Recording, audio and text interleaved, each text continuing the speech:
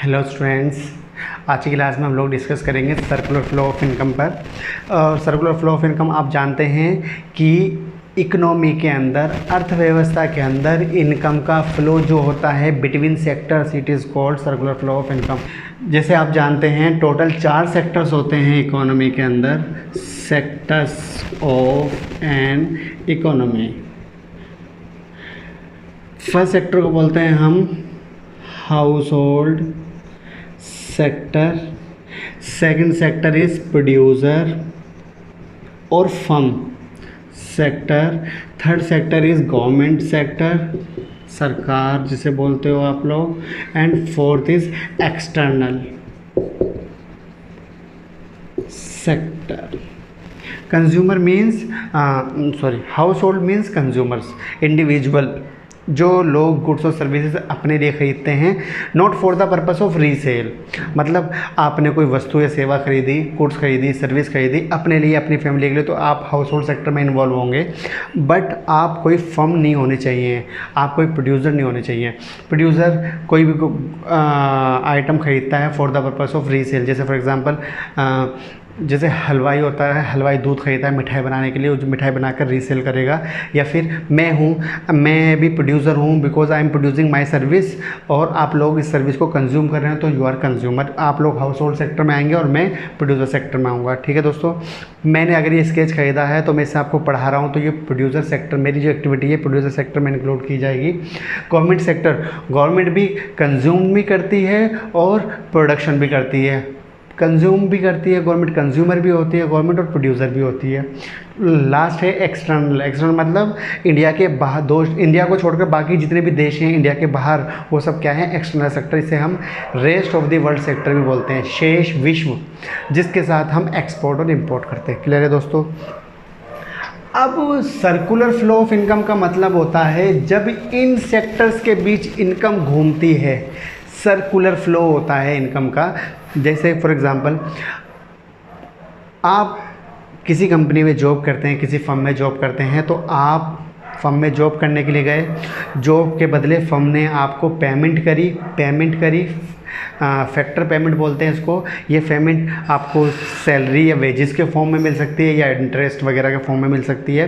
तो फर्म से पैसा हाउस होल्ड की तरफ आया, फर्म से पैसा हाउस होल्ड की तरफ आया, यहाँ से पैसा इधर फ्लो हुआ। फिर आपने क्या करा?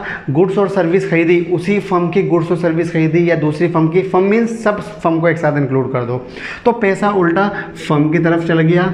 तो इस तरह से फिर दोबारा से फर्म आपको उस पैसे से सैलरी देगी, तो फिर पैसा हाउस होल्ड सेक्टर की तरफ आ जाएगा, तो फिर से ये खर्च कर देंगे।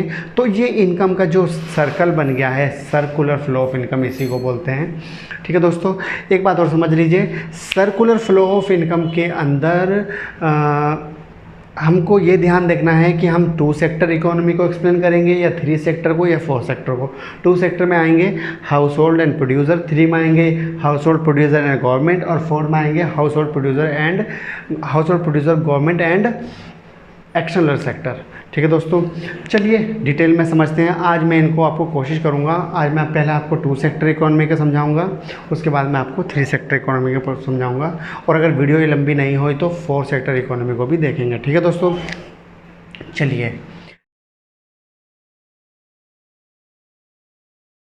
अच्छा, एक चीज़ समझ लेते हैं आगे बढ़ने से पहले, व्हाट इज़ इकोनॉमी। इकोनॉमी क्या होती है? हिंदी में बोलते हैं इसे अर्थव्यवस्था। आपने बहुत नाम सुना होगा, अर्थव्यवस्था। अर्थव्यवस्था को इंग्लिश में नाम बोलते हैं economy. Economy, what is economy? Economy क्या है? अर्थव्यवस्था क्या है?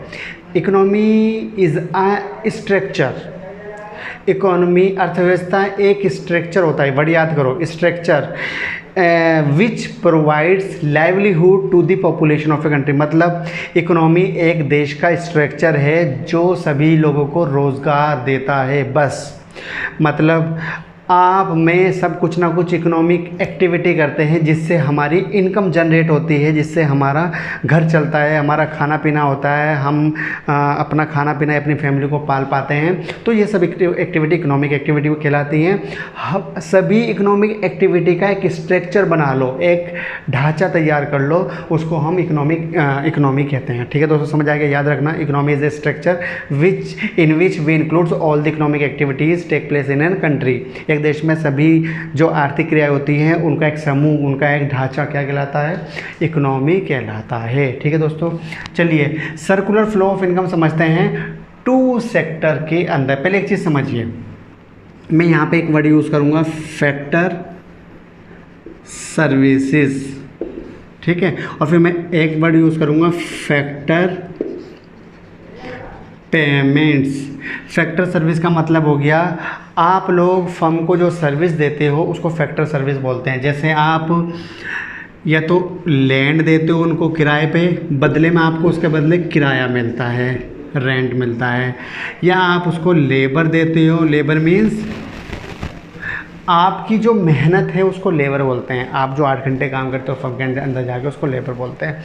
लेबर के बदले आपको वहाँ से क्या मिला? मजदूरी, वेजेस या सैलरीज। ठीक है दोस्तों, उसके बाद आप लोग कैपिटल देते हो, कैपिटल मीन्स फंड दे सकते हो, उसके में आपको मिलता है इंटरेस्ट। आप इंटरप्राइज फर्म भी फैक्टर सर्विस है। आप में हम लोगों में से कोई ना कोई फर्म स्टार्ट करता है जिसे हम क्या बोलते हैं? उद्यमी बोलते हैं, बिजनेसमैन बोलते हैं। इंटरप्राइज को रिटर्न में मिलता है क्या? प्रॉफिट्स। तो फैक्टर सर्विस चार में से कोई और होगी, land, labour, capital and enterprise. उसके बदले में उसको क्या मिलेगा? जैसे फॉर एग्जांपल मैं एक कंपनी में जाके जॉब करता हूँ तो मेरी जॉब क्या हो गई? लेबर कहलाएगी। उसके बदले कंपनी मुझे क्या देगी? वेजेस, मजदूरी देगी। मेरे पास एक घर है, मैंने उस घर को किराए पे दे दिया किसी फर्म को, फर्म ने उसके बदले मुझे क्या दिया? मैंने जो अपनी जो मतलब जिस प्रॉपर्टी का मैं ओनर था, ओनर ऑफ फैक्टर सर्विस का मैं ओनर था, मैंने उस फैक्टर सर्विस को किसी को रेंट पे दी है और मुझे क्या मिल रहा है? उसका रेंट मिल रहा है। मैंने पैसा बैंक को दे दिया है, कैपिटल बैंक में जमा कर दी, उसके बदले बैंक से मुझे इंटरेस्ट मिल रहा है। या मैंने किसी कंपनी में डिवेंचर खरीद लिए हैं, ये शेयर्स खरीद लिए हैं, बॉन्ड खरीद लिए हैं, उसमें मुझे इंटरेस्ट आ रहा है। ठीक है दोस्तों, और इंटरप्राइज आप लोग में से या मेरे में से हम में से किसी ने बिज़नेस स्टार्ट करा है तो उसको उसके बदले में क्या चाहिए? प्रॉफिट्स चाहिए, तभी वो बिज़नेस सर्वाइव कर पाएगा।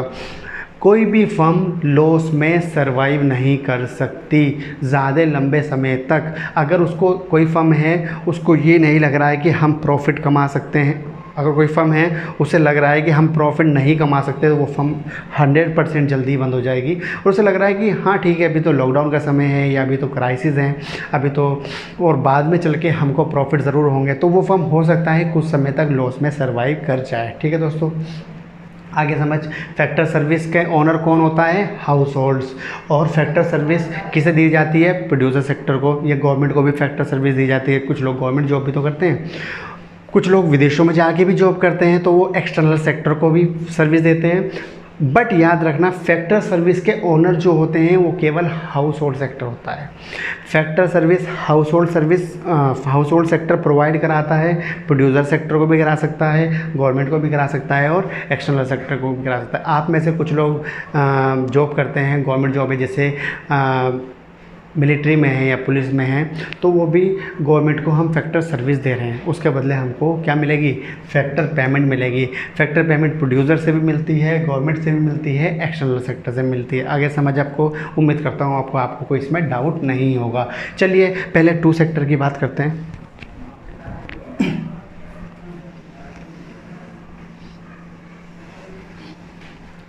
चलिए पहले 2 सेक्टर की बात करते हैं। 2 सेक्टर इकोनॉमी। ठीक है दोस्तों, एक चीज़ समझना, यहाँ पर है हाउस होल्ड्स आप लोग, और यहाँ पर हैं प्रोड्यूसर। आपने प्रोड्यूसर को क्या दिया? फैक्टर सर्विस दी। अभी मैंने समझाया आपको, फैक्टर सर्विस दी। इसके बदले में फर्म ने आपने क्या दिया? Goods and services the, goods and services. मैंने अभी क्या बताया? आप जो सर्विस देते हैं प्रोड्यूसर को, गवर्नमेंट को या एक्सटर्नल सेक्टर को, उसके बदले ही गुड्स या सर्विस प्रोड्यूस होती है। जैसे मैं भी एक हाउस होल्ड का पार्ट हूँ, मैं फर्म में आकर या आपको पढ़ा रहा हूँ, तो मैं फिलहाल क्या बन गया? मैंने अपनी सर्विस दी है प्रोड्यूसर सेक्टर को, और प्रोड्यूसर सेक्टर ने जो सर्विस प्रोड्यूस करी है उसको आप लोग कंज्यूम कर रहे हो। दूसरा एग्जाम्पल समझिए, आप मोबाइल फ़ोन बनाने वाली कंपनी में जॉब करते हैं। आप किसी मोबाइल फ़ोन प्रोड्यूसिंग कंपनी के अंदर जॉब करते हैं। आप सुबह उठकर जाते हैं, अपनी सर्विस देते हैं उस कंपनी को, और वो कंपनी आपकी सर्विस लेकर, और भी लोग उसमें जॉब करते हैं, बहुत सारे एम्प्लॉयज़ हैं, तो उन सब की सर्विस लेकर वो फ़ोन प्रोड्यूस होता है। अगर लॉकडाउन हो जाए, सब अपने घर में बंद हो जाएँ या फिर जॉब करने ना जाएँ, तो हाउस होल्ड सेक्टर अपनी सर्विस ना दे तो क्या प्रोडक्शन हो पाएगा? आंसर है नो।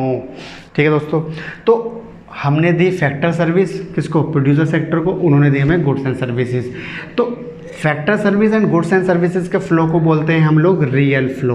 क्या बोलते हैं? Real flow. Real flow means flow of factor service from household sector to producer sector and flow of goods and services from producer sector to household sector. मतलब इसमें real flow के अंदर house hold से producer की तरफ factor service का flow होता है और प्रोड्यूसर से हाउस होल्ड की तरफ गुड्स एंड सर्विस का फ्लो होता है। ठीक है, हिंदी में मैं बोलता हूँ, कुछ लोग हिंदी मीडियम से पढ़ाई करते हैं। ये है परिवार क्षेत्र और ये है उत्पादक क्षेत्र। परिवार क्षेत्र से उत्पादक क्षेत्र की ओर कारक सेवा का प्रवाह होता है, और इसके विपरीत उत्पादक क्षेत्र से परिवार क्षेत्र की ओर वस्तु और सेवा का प्रवाह होता है। इसको हम रियल फ्लो मतलब वास्तविक प्रवाह कहते हैं। ये हिंदी में था। चलिए, अब एक और होता है। अब देखो, अब मैंने क्या बताया आपको कि आपने फैक्टर सर्विस दी इन रिवर्स, इसके बदले फर्म आपको क्या देगी? आपको पेमेंट करेगी। पेमेंट, इसे बोलते हैं फैक्टर पेमेंट। Factor payment. और आपने जो ये पेमेंट आई है आपके पास, आपने जॉब करी है, जॉब करने से आपके पास जो पैसा आया, इस पैसों को आप खर्च करेंगे, बहुत सारी गुड्स एंड सर्विसेज खरीदेंगे। तो आपने इस पैसे को खर्च कर दिया गुड्स एंड सर्विसेज के ऊपर। इसे कंजम्पशन एक्सपेंडिचर भी बोलते हैं। कंजम्पशन एक्सपेंडिचर या खाली expenditure on goods and services. तो पैसा रिवर्स यहाँ पर पहुँच गया प्रोड्यूसर के पास, फिर आपको वो दोबारा सैलरी देंगे, फैक्टर पेमेंट देंगे, फिर आप खर्च कर दोगे। तो इसमें मैंने पैसा इन्वॉल्व करा है, मनी इन्वॉल्व करी है। तो मनी इन्वॉल्व जिसमें होती है उसे बोलते हैं मॉनेटरी फ्लो। आगे समझ।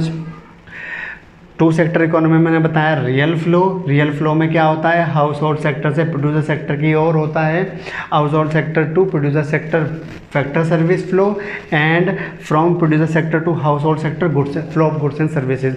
और इसमें दूसरा होता है मॉनेटरी फ्लो। मॉनेटरी फ्लो में होता है प्रोड्यूसर सेक्टर आपको सैलरी देता है या फैक्टर पेमेंट देता है और आप उसको खर्च कर देते हैं, कंजम्पशन एक्सपेंडिचर। ठीक है दोस्तों, इस मॉडल के अंदर मैंने ये माना था, इट इज़ एज्यूम्ड कि आपकी सारी इनकम खर्च कर देते हैं आप, सेविंग नहीं होती। बट ऐसा तो रियल में होता नहीं है, आप लोग कुछ ना कुछ सेविंग भी करते हो। जब आप सेविंग करते हो तो मैक्रो इकोनॉमिक्स की ये एजम्पशन होती है कि आप जब भी सेविंग करोगे तो उस सेविंग को चैनलाइज करोगे, मतलब उस सेविंग को बैंक में या किसी कंपनी में इन्वेस्ट ज़रूर करोगे। तो ज़रा समझिए, ये था विदाउट सेविंग। अब लेते हैं इसका सेकंड पार्ट है with saving and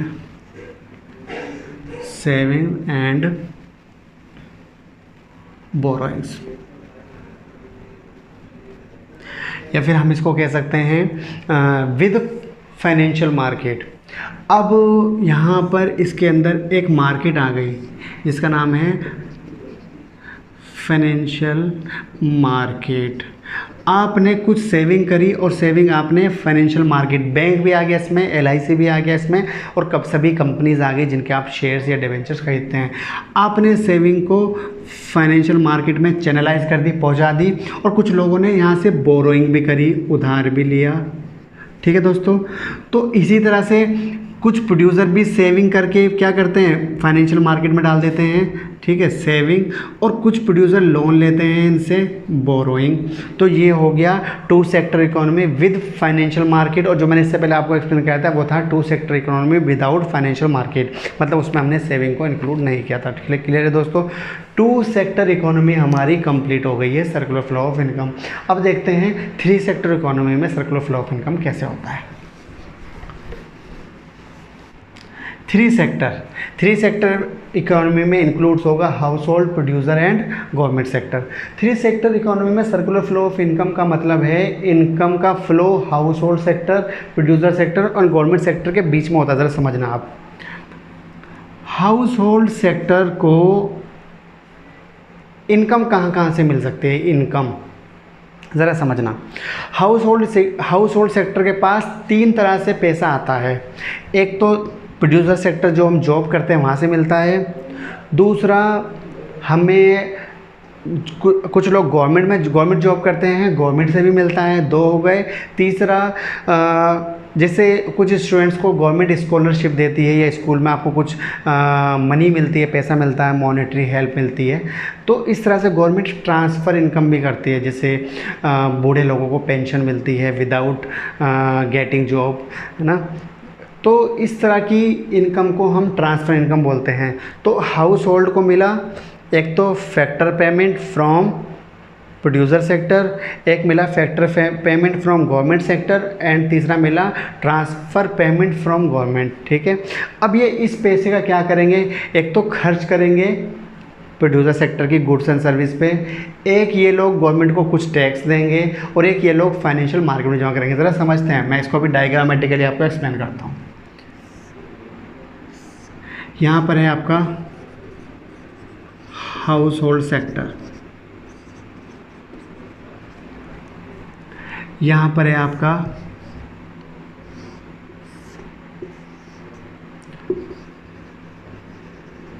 producer sector, यहाँ पर है आपका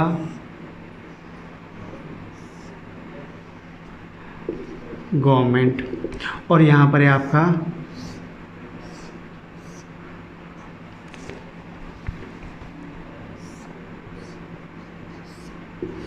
फाइनेंशियल मार्केट, जिसमें बैंक, इंश्योरेंस कंपनी और कंपनीज़ के शेयर जिनमें आप इन्वेस्टमेंट करते हैं, ये लोग हमने इंक्लूड कर लिया।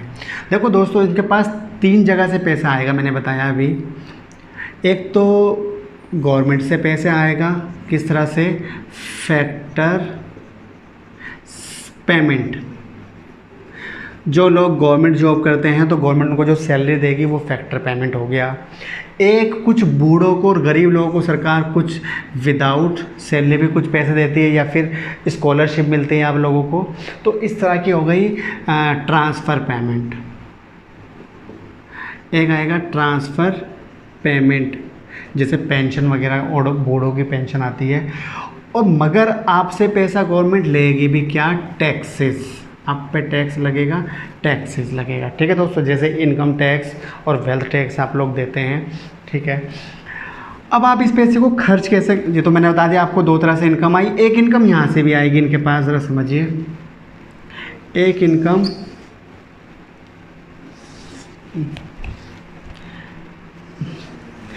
इनकम प्रोड्यूसर सेक्टर से भी आएगी। ये क्या था, फैक्टर पेमेंट्स। कुछ लोग फर्म प्रोड्यूसर के पास जॉब करेंगे, उसके बदले उनको वहाँ से पेमेंट रिसीव होगी, फैक्टर पेमेंट। ठीक है, 3 तरह से इनकम आई है, factor payment from government, transfer payment from government, and factor payment from producer sector. अब आप इस पैसे का 3 तरह से यूज़ करेंगे। पहला, टैक्सेस देंगे गवर्नमेंट को। दूसरा, कुछ पैसे हम सेविंग करेंगे और उस पैसे को फाइनेंशियल मार्केट में डाल देंगे। सेविंग को बैंक में या इंश्योरेंस कंपनी में इन्वेस्ट कर देंगे, या किसी कंपनी के शेयर्स और डिबेंचर खरीद लेंगे।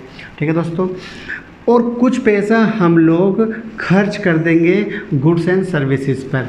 Expenditure on goods and services, इसे बोलते हैं कंजम्पशन एक्सपेंडिचर। ठीक है, अच्छा, कुछ पैसा बोरो भी कर सकते हैं, कुछ लोग लोन भी तो लेते हैं, बैंक से लोन लेते हैं, बोरोइंग भी आ गया इसमें।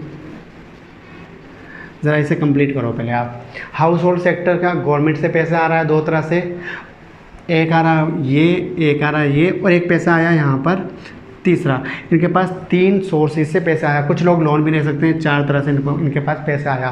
खर्च किस तरह से इनका, एक खर्च ये रहा, दूसरा इन्होंने कुछ सेविंग करी, ये भी पेमेंट करी है, तीसरा इनका खर्च ये है। 3 तरह से इनके पास से पेमेंट हो गया। ठीक है दोस्तों, अब प्रोड्यूसर की बात करते हैं।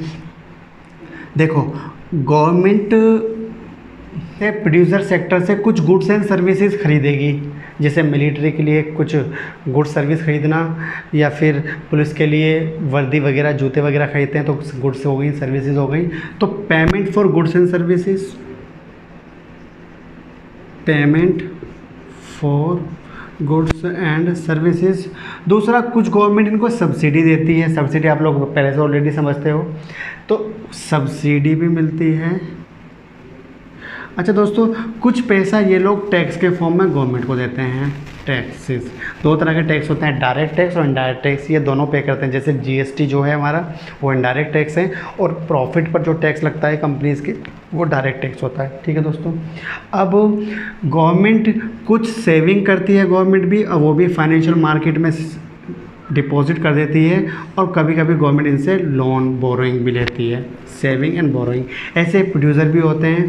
प्रोड्यूसर सेविंग को अपनी जमा कर देते हैं फाइनेंशियल मार्केट में, और डिपॉजिट बोरोइंग को कभी कभी ले लेते हैं। ठीक है दोस्तों, समझ आ गया। ये पूरा चार्ट जो मैंने बनाया है, ये है सर्कुलर फ्लो ऑफ इनकम।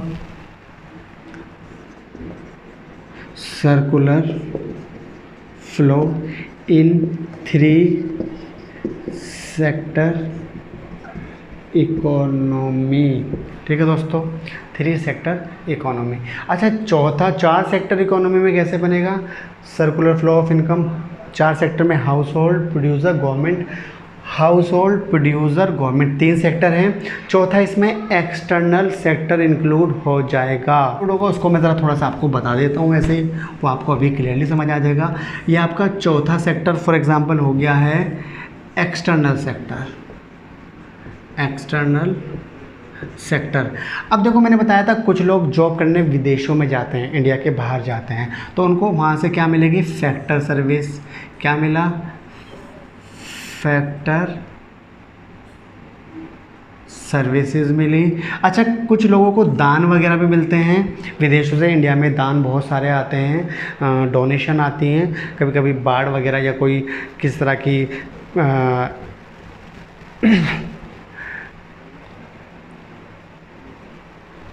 कभी कभी बाढ़ वगैरह आती है देश के अंदर, हमारे आपदाएं आती हैं, तो उसमें विदेशों से जो सहायता आती है उसको बोलते हैं ट्रांसफ़र पेमेंट। ट्रांसफ़र पेमेंट भी आती है। अच्छा, ज़रूरी नहीं है हम लोग ट्रांसफ़र, अच्छा क्या ये ज़रूरी है हर बार ट्रांसफ़र पेमेंट हमें मिलेगी? हम भी तो किसी देश की मदद कर सकते हैं। तो फिर जो हमको मिली है ट्रांसफ़र पेमेंट, उसमें से जो हमने करी है उसे माइनस कर देंगे, तो जो बचेगा उसे बोलते हैं net transfer payment. Net transfer payment हो गई।